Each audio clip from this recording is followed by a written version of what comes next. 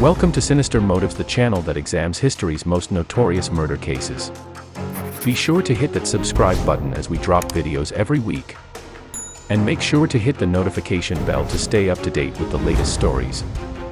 Now let's jump right in.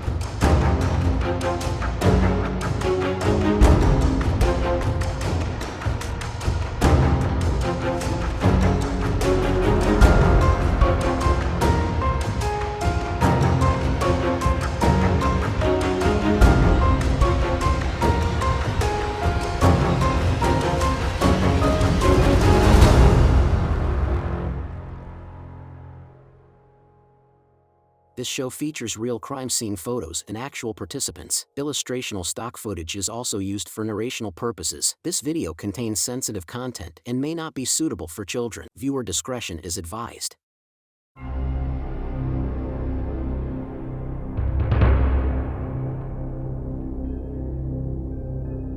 There are many cases of evil in this world, but it's hard to fathom how a mother could bring harm to her own children. Mitchelle Blair had a rough upbringing. She claimed that she was repeatedly molested and raped as a child, and her mother stood by and did nothing. Mitchelle appeared normal to her neighbors and friends. They described her as a struggling mom with 4 kids. On Mitchelle's Facebook page, she wrote "Loyal to my babies" and posted a picture with the message, "There is no greater blessing than being called mom." In 2015, 35-year-old Mitchelle was living on the east side of Detroit inside a low-rent townhouse in the Martin Luther King apartment complex with her 4 children when she was evicted for not paying rent. Relatives say she was unable to keep a job and would always call them for money, but those calls stopped when they refused to help and advised her to get a job and go back to school. She apparently disregarded their advice because on the morning of March 24, 2015, she was served an eviction notice. But she wasn't there. That's when a crew from the 36th District Court went inside. The family's apartment was trashed with garbage and food tossed about everywhere in every room. The apartment appeared to be almost unlivable. As they began removing furniture from the home, what they discovered next would send shockwaves through the Detroit community. Inside a white deep freezer located in the living room of the home was the frozen body of a teenage girl wrapped in a large plastic bag. She was completely naked and covered in frost except for a large black plastic bag that was placed over her. Her head was pressed against the inner side of the freezer wall where there were blood stains next to her face along with a piece of black fabric. Under the girl were several blankets, but because her body was frozen to the side of the freezer, only a portion of the blankets could be cut away.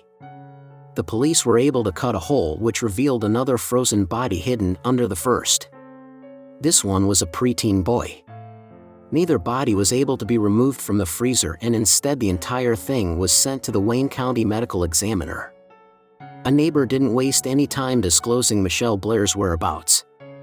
Police found her at another neighbor's house with her 2 children, aged 8 and 17, but her other children, 9-year-old Stephen Gageberry and 13-year-old Stoney and Blair, were missing. After some brief questioning, Mitchelle Blair was arrested for murder of 2 of her 4 children. When police took her away, they said she proclaimed, "I'm sorry." Meanwhile, authorities took the bodies to a morgue to thaw for 3 days so an autopsy could be performed. The children were identified as Blair's kids, Stephen Berry and Stoney Blair. The medical examiner ruled their deaths homicides and determined that they had been in the freezer for at least 3 years. Mitchelle Blair confessed to the murders at the Wayne County Circuit Court. To my understanding, to get a trial is to get to the truth, right? I'm already saying that I did it. I'm freely giving myself and accepting life in prison. She told the judge that she killed her demons after finding out they were raping her youngest son, a claim that has never been substantiated. Blair said she returned home one day in August 2012 to find her son simulating sexual activity using dolls. It was then Blair asked him, "Why are you doing that? Did anybody ever do this to you?" When he told her that his brother Stephen had, she went upstairs to confront him.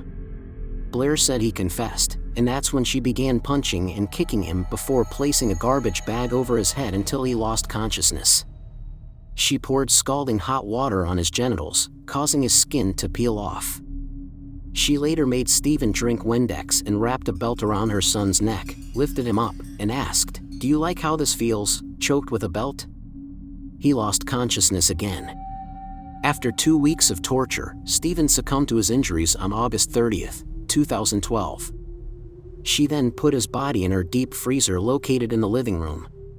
9 months after murdering Stephen, Blair said she found out that Stoney, her 13-year-old daughter, was also raping her youngest son.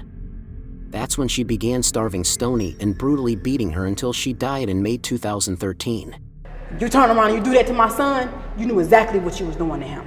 She knew exactly what the fuck she was doing to him. So yeah, I don't care what anybody think. She had to go, period. The surviving brother told counselors he knew his siblings' bodies were in the freezer that he walked past every day. Whenever someone would inquire as to the whereabouts of Stoney and Stephen, she would make up an excuse.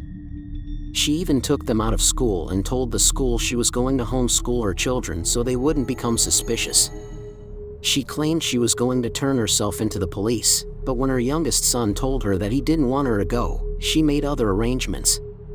She put her daughter's body in a plastic bag and stuffed her in the deep freezer on top of Stephen, and continued living in the home as if nothing ever happened.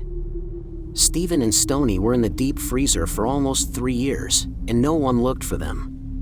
When neighbors asked about the children's whereabouts, she always had an excuse. Her surviving daughter described a history of abuse.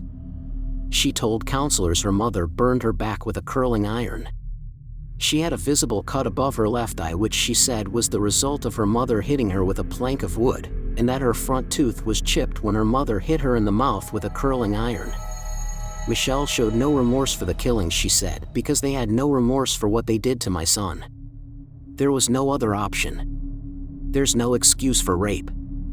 I would kill them again. Record to be clear that there is no evidence in this case that any of the younger children or the younger child was sexually abused. Wayne County Circuit Judge terminated Mitchelle Blair's parental rights of the surviving children. Mitchelle Blair pleaded guilty to 2 counts of first-degree premeditated murder and is now serving a life sentence at the Huron Valley Correctional Facility in Ypsilanti, Michigan, without the possibility of parole. And you feel no remorse for that? I would kill him again.